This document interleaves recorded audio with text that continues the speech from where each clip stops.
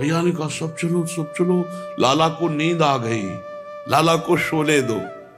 यशोदानंदन की दृष्टि उस महान राक्षस पर है जो मारने आया है, आंख भर मूंदे हुए है। उत्कच दैत्य सीधे आंगन में आया, सूक्ष्म रूप रखा और अत्यंत आनंदित हुआ कि अब सकट के नीचे है, बस अपना भार बढ़ाना है, सकट पे रख के नीचे गिरेगा और बालक मर जाएगा। वायु रूप उत्कच उस सकट को अपना लक्ष्य बनाया जिसमें नीचे लालजू शयन कर रहे हैं। लालजू ने दृष्टि डाली, आओ बेटा, तुम्हारे बाप तो हम ही है, जगत के तो है ही, लेकिन तुम्हारे भी है, तुम कितनी चतुरता करोगे, हमें तुम बालक समझते हो।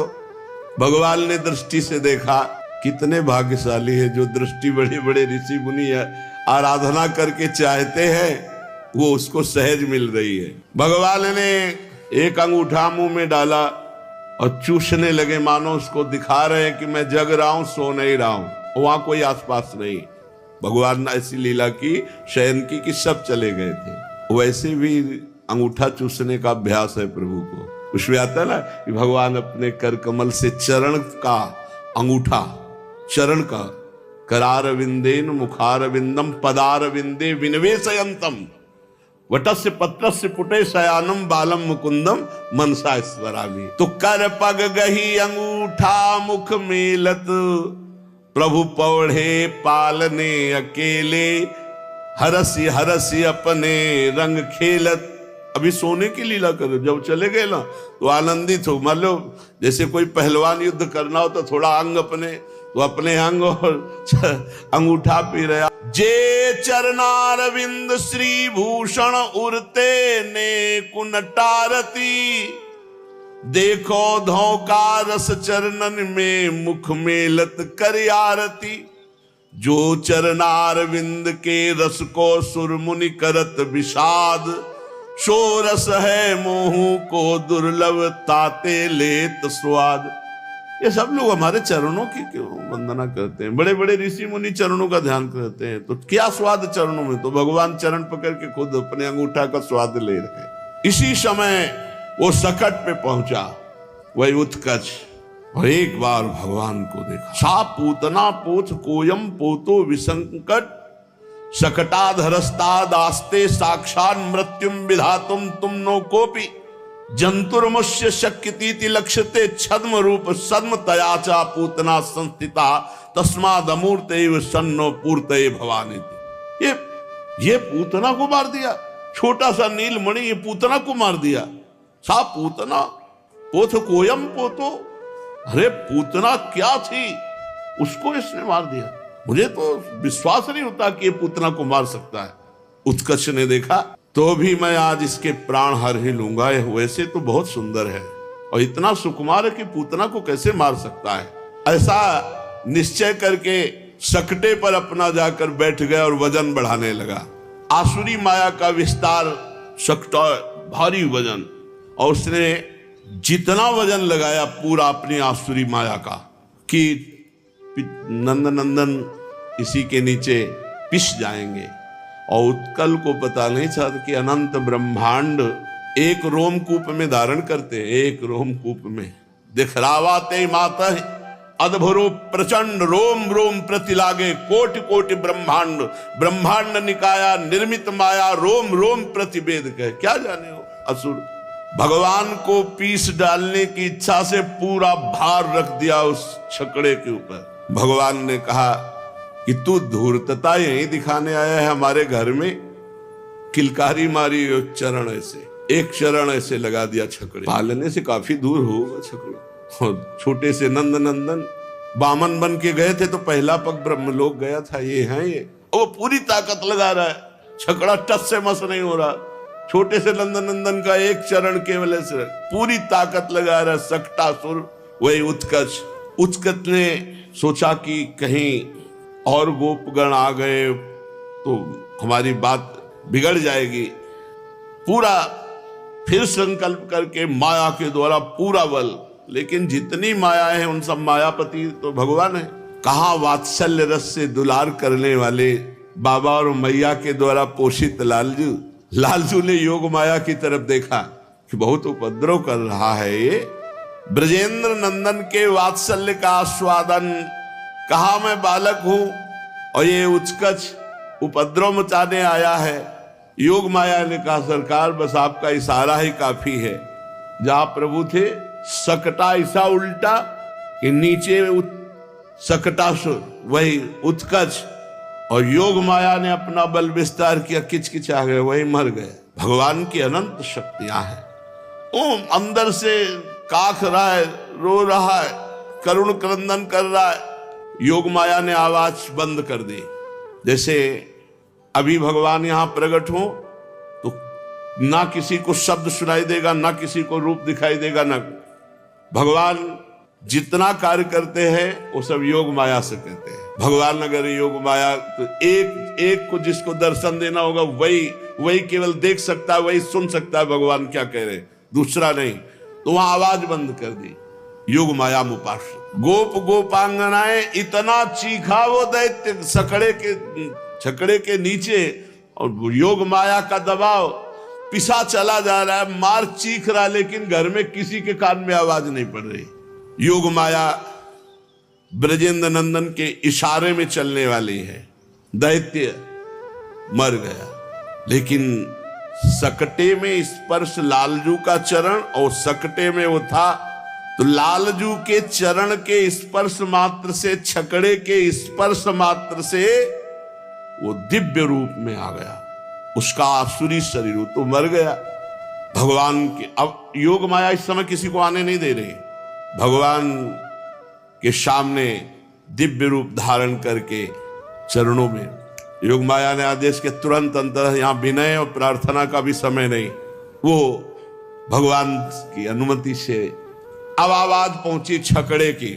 समझ रहे, छकड़ा गिरे हुए कितना समय हुआ, वो मरा, फिर वो हाथ जोड़कर प्रार्थना की, दिव्य रूप धारण किया, और जब चला गया तब छकड़े की आवाज पहुंची। खर खर कर कर कुछ गिरा ऐसा लगा, सब दौड़ पड़े। ब्रजेश्वर कुछ दूर पे, अरे ये तो कुछ भयानक गिरने की आवाज है। रोहिणी जी यशोदा मैया चीख पड़े आंसू बहाते हुए, ये जिधर आवाज आ रही उधर तो छकड़ा था, छकड़े के नीचे लाला था, व्याकुल होकर भागी। यशोदा मैया ने भागकर जब देखा छकड़ा पलटा हुआ, मूर्छित हो गई, मेरे लाला का कुछ अनिष्ट हो गया। रोहिणी जी ने देखा कि छकड़ा अलग है, वो अलग अपने चरण चला के खूब किलकारी कर रहे, तो यशोदा जी से कहा बहन नीलमणि सुरक्षित है, कुशल है। मैया को कुशल शब्द से चेतना आई, कितना प्यार है प्रभु से। दौड़ के गई लाला को, मेरा लाला मेरा प्राण, और अपनी दासियों से कहती हम तो सेवा में मगन, तुम तो बीच में आके देख लेती। डांट रही दासियों को, अश्रु प्रवाह से भगवान को अभिषेक कर रही यशोदा। लाला अगर तुझे कुछ हो जाता तो मेरा क्या होता। खूब रो रहे। बालों में नवनीतस्य मृदुलस्त्रैमासिको श्यान्तिके हा कष्टम सकटस्य भूमि पतनात् भंगोय अकस्मात्। नंद बाबा आदि बड़े बड़े बूढ़े ब्रजगोप सोच रहे, ये तो छोटा सा लाला और ये सकटा कैसे पलट गया, ये तो बहुत मजबूत रेशम की रस्सियों से बना हुआ, ये ऐसा कैसे हो सकता है। तच्छ्रुत्वापि न मे गतम यदि सुभिस्ते नास्मि प्रजाधिका। और थोड़ा तो आवाज होती, एकदम कैसे पलट गया, रस्सी टूटती, कुछ थोड़ा आवाज होती, कैसा ये। हाय रे मेरा नवनील नीलमणि मक्खन से भी सुकोमल है, और इसके निकट पूरा का पूरा सकटा उल्टा होकर के गिर जाना, मेरे तो प्राण निकल रहे हैं बात सोच करके कि अगर मेरे लाला को कुछ हो जाता तो मेरे प्राण सब ब्रजवासियों के तो यही है। श्री लालजू महाराज खूब रतन उतार करके फिर दान करती। बाबा के यहां दान चलता रहता था। ब्रजरानी समस्त गोप और गोपियों के सामने कहती कि तुम सब आशीर्वाद दो, तुम्हारे आशीर्वाद से ही हमारे लाला को कुछ नहीं हुआ, नहीं इतना बड़ा सकटा पलट गया था, कुछ हो जाता, सब आशीर्वाद दो। हम गोद पसार कर आशीर्वाद मांगते हैं सब ब्रजवासियों से, ब्रजगोपों से, कि हमारे लाला को कभी कोई कष्ट ना हो। अब नंद भवन में बड़ी सावधानी रख ली जा रही। फिर ब्राह्मणों को बुलाया, स्वस्थ वाचन मंगल दान। माता जी छाती से श्री लालजू को लगाए हुए हैं। इतने में कुछ गोप बालक भागते हुए आए और वो लालजू से उनके नृत्य सिखाए। लालजू से कुछ बात कर रहे तोतली वाणी में, मामा मम पापार्षतः सूर्यताम या यदा चा चा चा चरण मुमुत्था पितवानयाम ता ता ता तदा ते तेन स्पृष्ट मात्रो डी डी डी डी दीन इवोद वृता सोयम स स सकटा।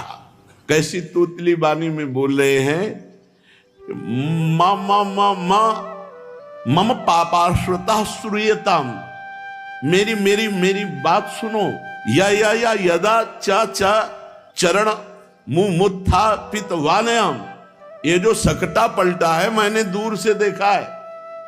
ये कन्हैया ने लात मारी सकटा। ता ता ता तदा ते तेन स्पृष्ट मात्रो डी डी डी डी दीन इवोद वृता सोयम स स सकटा। ये जो पूरा माटों सहित सकटा पलटा है, ये कन्हैया ने लात मारी है, इसी से पलटा है। बाबा ने कहा अभी सीधे उठ के तो बैठना नहीं आता, लात मारेगा, सकटा पलट जाएगा। रुदतानेन पादेन क्षिप्त मेतन संशय, कैसे ऐसा हो सकता है मेरा छोटा सा लाला। किंतु वो ब्रजवासी बालक बार बार कह रहे कि इसी के चरण के प्रहार से सकटा पलटा है। बाबा ने माखन दे देकर, हाँ ठीक है जाओ। वात्सल्य के आगे विश्वास नहीं होता, ध्यान रखना, वात्सल्य के आगे विश्वास नहीं होता। ऐश्वर्य का उपनंद जी ने और बूढ़े ब्रजवासियों को बुलाया, गणित लगाई, कैसे पलट सकता है, इतना मजबूत बंधा था, ऐसा कैसे। बाबा ने कहा गणित बाद में लगाना, पहले छकड़ा ठीक करो।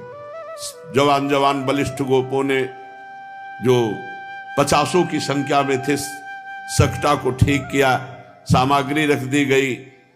बड़ा वेद मंत्रों के द्वारा पूरा घर पवित्र किया गया। विप्रा मंत्र विदो युक्तास्तैर्याः प्रोक्तास्तथा शिषा ता निष्फला भविष्यन्ति न कदाचिदप स्फुटम। मैया को इस सकट गिरने से बहुत भय लग गया। अब कभी अकेले नहीं छोड़ना लाला को, चाहे रोहिणी जी रहे या कोई सखी रहे और या मैया रहे, एक दो तो पास ही रहेंगे। नंद बाबा तो एकांत में हुए हो, कहा हे नारायण, पग पग पर विपत्ति आती हो, आप कैसे बचा लेते हो हमारे पुत्र को। और ये नहीं कह रहे, सोच रहे कि जिनके अंश से नारायण प्रकट हुए वो स्वयं अंशी भगवान है। अब ब्रजेश्वरी पहली बात तो एक क्षण गोद से ही नहीं उतारती थी, और अगर कहीं उतारा तो रोहिणी जी या कोई न कोई धाय मां वहां उपस्थित रहेगी। शाम हुई, लाला को शयन करा रहे।